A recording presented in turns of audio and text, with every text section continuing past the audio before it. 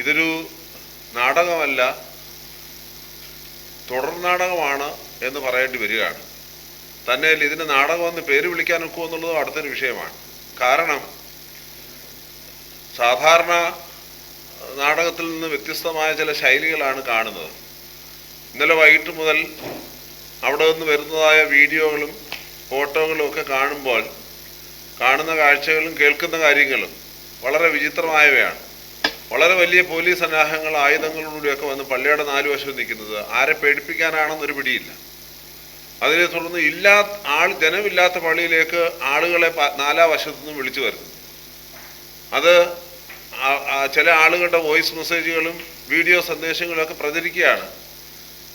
മെത്രാൻ കക്ഷി പള്ളി പിടിക്കാൻ വേണ്ടി പള്ളിയിലേക്ക് വരുന്നുണ്ട്, അതുകൊണ്ട് നമ്മുടെ എല്ലാ ദേശത്തുമുള്ള ആളുകളെല്ലാം വന്നിരിക്കണം, കുഞ്ഞുങ്ങളെ കൊണ്ടുവരണം, സ്ത്രീകളെ കൊണ്ടുവരണം, ഇങ്ങനെയുള്ള ആശയങ്ങൾ നൽകുന്ന വാർത്തകൾ മെസ്സേജുകൾ സാധാരണ പോയിക്കൊണ്ടിരിക്കുകയാണ്.